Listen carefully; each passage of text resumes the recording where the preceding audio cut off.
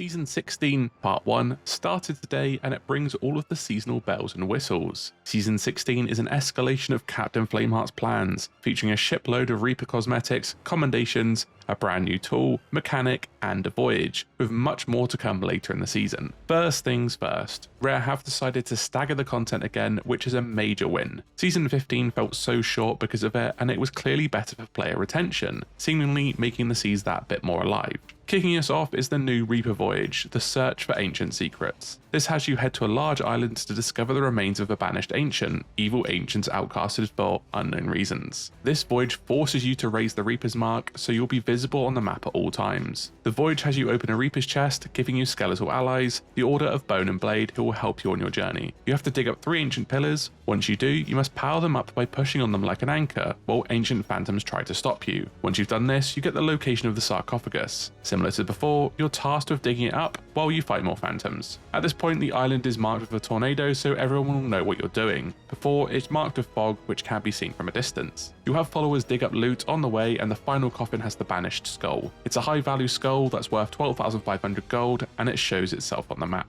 Overall, the voyage is just okay. It is much better played as a crew, since the gameplay for a solo is like raising your anchor, but you get smashed off it every 10 seconds. I hate to be negative, but the PvP mechanics are a bit underbaked. While effort has been put into making this a PvP voyage, it's a gold hoarder quest with Reaper dressing. The final encounter is just so short, no one will be able to get to you before you finish it, so the person can just run with impunity, which is kind of on point for a Reaper update. It's also worth noting, if you do get this stolen, you can just cancel the quest, and that is very not Reaper. The banished skull itself has no bonus effect and is like the 5th piece of loot that's shown on the map. It should have been a tool that either masks a grade 5 Reaper on the map, or reveals all other ships if on the boat, or make it slow the ship like the Skull of Siren's song. I really feel like they could have made this more. The presentation is there, but I just don't think it fits the Reaper's bones, nor does it do enough to feel unique to other content in the game. It's a dire legend of the Vale. This is heavily reliant on PvP to be fun. I will say though, the first day was spent patrolling the Reaper's hideout and made for a King of the Hill style mode, which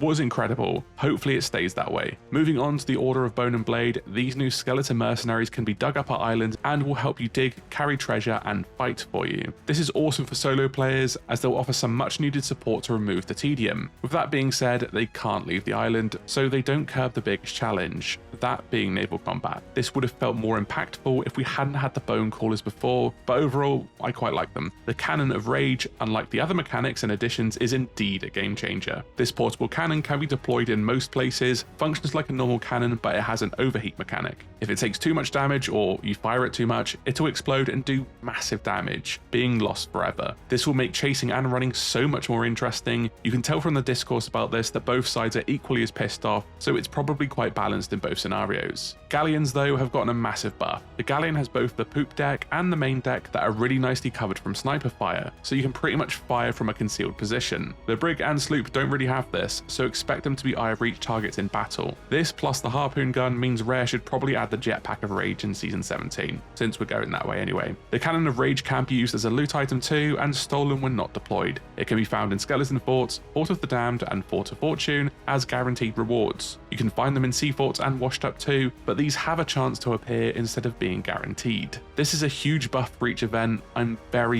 pleased with this. I'm excited to see how the Cannon of Rage fits the meta. The Fort of Fortune continues to have the Chest of Fortune, and the Regal Fortune items continue. The Season Pass rewards are insane, along with the rewards for completing the new seasonal content. I will say though, just to get it off my chest, what the fuck is Rare doing with the original Burning Blade stuff and Flameheart cosmetics? Season 13 would have been perfect for this. This would have been the best time to release them too, but for some reason, no. It literally had space for Flameheart's jacket and the OG figurehead in the Season Pass, but I guess I'll go and fuck myself. Still, that's me being picky, and it's probably the best pass yet. The Plunder Pass is okay. We could have gotten something a bit more edgy, but it's still good value and it's very piratey. It could have been worse. As for the earnable items, the Reapers get a full clothing set, weapons, and equipment, which is about 5 years overdue, but they're smashing. The skeleton cosmetics are okay. If you don't vibe with the bone and blade aesthetic, they're not for you. I don't like how minimalistic they are, nor that the bone color is too much like the two-tone bones. Season 9 Season Pass items are back, so make sure you grab them for doubloons in the stores, including the legend items which you may have missed. It's one of the best passes, so fantastic for them bringing that back. There's basically nothing in terms of new story beats either. All the graffiti on the islands is gone and there's no new dialogue. So